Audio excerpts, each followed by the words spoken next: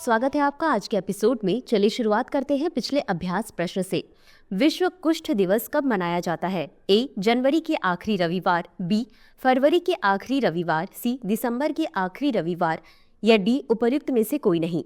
इस प्रश्न का सही उत्तर है विकल्प ए. जनवरी के आखिरी रविवार। चलिए देखते हैं इसके विश्लेषण को। प्रत्येक वर्ष जनवरी के आखिरी रविवार को कुष्ठ दिवस के रूप में मनाया जाता है।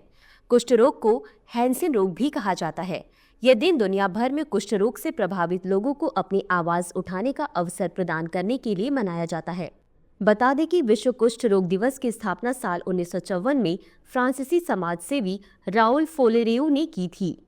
आगे बढ़ने से पहले आपको बता दें, दृष्टि आईएएस मुखर्जी नगर की सभी क्लासेस शिफ्ट हो गई हैं नोएडा में।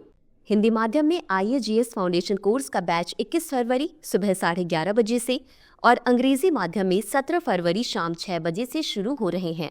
हमारा पता है C171/2 block A sector 15 Noida sector 15 metro station के पास।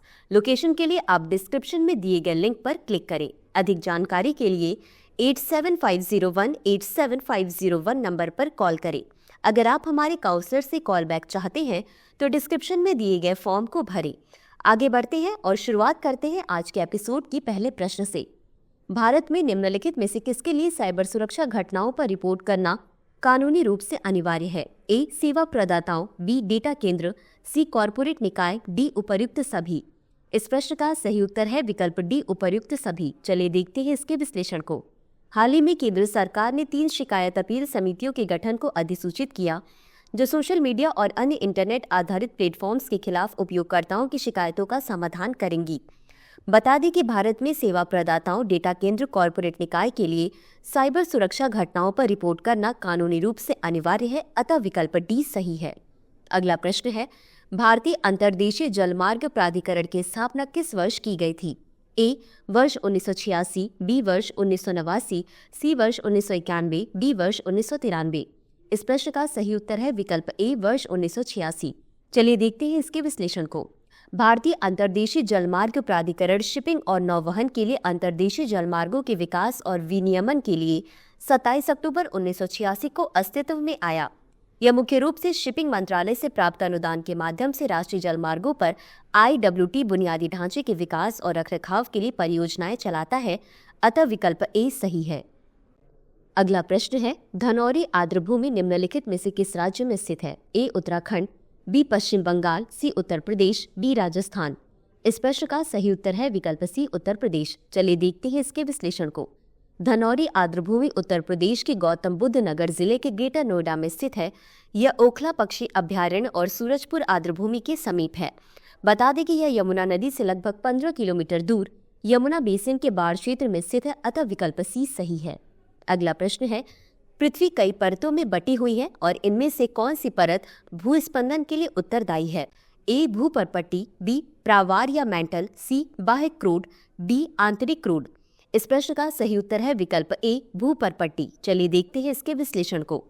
पृथ्वी के भीतर की सबसे ऊपरी सतह में गड़बड़ के कारण भूस्पंदन आते हैं और पृथ्वी की इस परत को भूपरपट्टी कहते हैं। पृथ्वी की यह परत एक खंड के रूप में नहीं है और यह टुकड़ों में विभाजित है। वहीं प्रत्येक टुकड़े को प्लेट कहते हैं और ये प्लेटें निरंतर गति करती रहती हैं। बता दें कि जब ये प्लेटें एक दूसरे से रगड़ खाती हैं अथवा टक्कर के कारण एक प्लेट दूसरी प्लेट के नीचे चली जाती है तो इसके कारण भूपरपट्टी में विक्षोभ उत्पन्न होता है और यही विक्षोभ पृथ्वी की सतह पर भूकंप के रूप में दिखाई देता है। अगला प्रश्न है, निम्नलिखित गैसों पर विचार करें। 1. Carbon dioxide, 2. Nitrous oxide, 3. Methane, 4. जलवाष्प। उपर्युक्त में से कौन सी गैसें ग्रीन हाउस गैसें हैं? ए. केवल 1 और 2, बी. केवल 1, 2 और 3, सी. केवल 2, 3 और 4, डी. 1, 2, 3 और 4। इस प्रश्न का सही उत्तर है विकल्प डी. 1, 2, 3 और 4। चलिए देखते हैं इसके विश्लेषण को। Carbon dioxide, nitrous oxide, methane तथा जलवाष्प सभी ग्रीन हाउस गैसें हैं। ये गैसें ऊष्मा को अवशोषित करती हैं जिससे वायुमंडल गर्म रहता है और इन गैसों के इसी प्रभाव को ग्रीन हाउस प्रभाव कहते हैं। बता दें कि इस प्रक्रम के बिना पृथ्वी पर जीवन संभव नहीं हो सकता, परंतु आवश्यकता से अधिक हो जाने से यही प्रक्रम अब चुनौती बन गया है। अगला प्रश्न है, निम्नलिखित प्रश्नों पर विचार कीजिए। 1. पेयजल को शुद्ध करने की सामान्य रासायनिक विधि क्लोरीनीकरण है। 2. गंगा नदी को प्रदूषण से बचाने के लिए गंगा कार्य परियोजना की शुरुआत 1985 में की गई थी।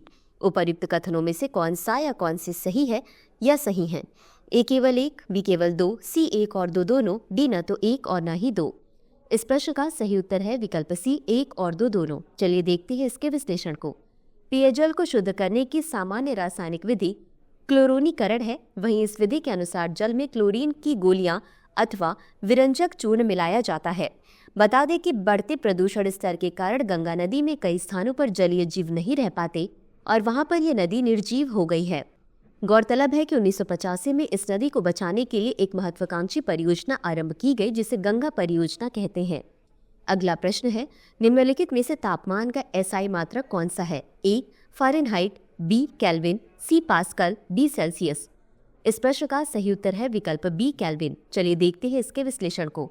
फ़ारेनहाइट, केल्विन तथा डिग्री सेल्सियस तीनों तापमान के मात्रक हैं और इनमें से केल्विन तापमान का एसआई मात्रक है। बता दें कि तापमान के माप केल्विन से सेल्सियस में बदलने के लिए दिए हुए तापमान से 273 घटाते हैं, जबकि सेल्सियस से केल्विन में बदलने के लिए दिए हुए तापमान में 273 जोड़ देते हैं। गौरतलब है कि पास्कल दाब का एसआई मात्रक है। अगला प्रश्न है, किसी ठोस पदार्थ के द्रव में परिवर्तित हुए बिना सीधे गैसीय अवस्था में परिवर्तित हो जाने की प्रक्रिया निम्नलिखित में से क्या कहलाती है? ए वाष्पीकरण, बी विसरण, सी ऊर्ध्वपातन, डी इनमें से कोई नहीं। इस प्रश्न का सही उत्तर है विकल्प सी ऊर्ध्वपातन। चलिए देखते हैं इसके विश्लेषण को। किसी ठोस पदार्थ के द्रव में परिवर्तित हुए बिना ही सीधे गैसीय अवस्था में परिवर्तित होने अथवा किसी पदार्थ का गैसीय अवस्था से सीधे ठोस में बदल जाने की प्रक्रिया ऊर्ध्वपातन कहलाती है। कपूर अथवा अमोनियम क्लोराइड ऊर्ध्वपातन की प्रक्रिया दर्शाने वाले सबसे सामान्य उदाहरण है, अतः कथन सी सही है। तो चलिए अंत में देखते हैं आज के अभ्यास प्रश्न। अंतर्राष्ट्रीय रामसर अभिसमय संधि किस वर्ष हस्ताक्षर किए गए थे? ए वर्ष 1970, बी वर्ष 1971, सी वर्ष 1975, डी वर्ष 1979।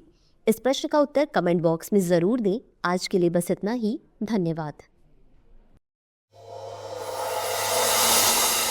डियर व्यूअर्स, अपने एग्जाम की तैयारी को और बेहतर करने के लिए हमारे चैनल को लाइक, शेयर और सब्सक्राइब करना न भूलें।